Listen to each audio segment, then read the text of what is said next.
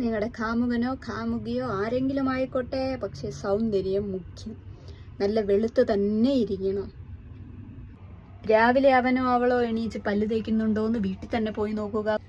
ചക്കരയോ ചക്കര കുടമായിട്ടോ നോക്കാന്ന് പറഞ്ഞാലും അവൻ ഒരിക്കലും വിദേശിയായിരിക്കരുത്. അതായത് ജർമ്മനിന്നോ ഓസ്ട്രേലിയന്നോ അമേരിക്കന്നൊക്കെ കെട്ടാം, പക്ഷെ നമ്മളിൽ താഴ്ന്ന ഒരു രാജ്യത്തിൽ നിന്ന് കല്യാണം കഴിക്കരുത്. ഇത് എങ്ങനെ ടെസ്റ്റ് ചെയ്യാമെന്ന് ഞാനിപ്പോൾ ട്രിക്ക് പറഞ്ഞുതരാം. വീട്ടിൽ അംഗീകരിച്ചാൽ പോലും, വീട്ടിലുള്ളവർ സമ്മതിച്ചാൽ പോലും, വീട്ടിലുള്ളവർക്ക് ഇഷ്ടപ്പെട്ടാൽ പോലും, ചെറുക്കനെയോ പെണ്ണിനെയോ ഇഷ്ടപ്പെട്ടാൽ പോലും, ആദ്യം നിങ്ങൾ ചെയ്യേണ്ടത് ഫേസ്ബുക്കിൽ പോസ്റ്റ് ഇടുക. പയ്യന്റെ ഫോട്ടോ വെച്ചിട്ട് ഏത് രാജ്യത്താണെന്നും കൂടെ ഉള്ളത് വെക്കുക. ഓക്കെ. പിന്നെ ഇൻസ്റ്റഗ്രാമിൽ പോസ്റ്റ് ഇടുക. ഓക്കെ. അപ്പോൾ ഇൻസ്റ്റഗ്രാമിൽ ആങ്ങളമാരും ഫേസ്ബുക്കിൽ അമ്മാവന്മാരും കമന്റ് ഇടും. അത് കറക്റ്റാണ്. അവർക്ക് വേണ്ട എന്ന് തോന്നിക്കഴിഞ്ഞാൽ നിങ്ങൾ ഒരിക്കലും വിവാഹം കഴിക്കരുത്.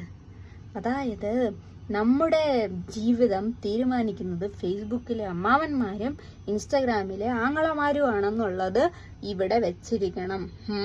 വീട്ടുകാർക്ക് പോലും നല്ലതെന്ന് തോന്നും, വീട്ടുകാർ പോലും സമ്മതിക്കും, വിവാഹം കഴിക്കും. പക്ഷേ വിവാഹം കഴിച്ചു കഴിഞ്ഞാൽ ഫേസ്ബുക്കിലെ ആങ്ങളമാരും ഫേസ്ബുക്കിലെ അമ്മാവന്മാരും ഇൻസ്റ്റാഗ്രാമിലെ ആങ്ങളമാരും പറയുന്നത് പോലെ വേണം ജീവിക്കാൻ. ഇല്ലെങ്കിൽ നിങ്ങൾക്ക് മരണം ഉറപ്പാണ്.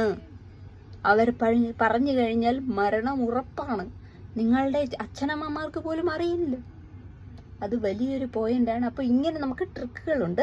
ഇതുപോലെ നമുക്ക് ഫേസ്ബുക്കിലും ഇൻസ്റ്റഗ്രാമിലും പോസ്റ്റ് ഇട്ട് കഴിഞ്ഞാൽ ആങ്ങളമാരും അമ്മാവന്മാരും പറയുന്നത് പോലെയാണ് നിന്റെ ജീവിതം എന്ന് ഉറപ്പിച്ച് മനസ്സിലാക്കി വേണം പ്രണയിക്കാനും കല്യാണം കഴിക്കാനും. അമ്മയ്ക്കും അച്ഛനും തെറ്റും, ആങ്ങളമാർക്കും അമ്മാവന്മാർക്കും തെറ്റില്ല.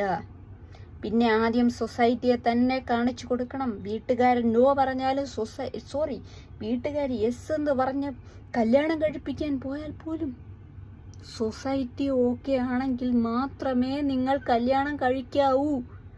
അതാണ് നമ്മുടെ നിയമം. മനസ്സിലായില്ലേ?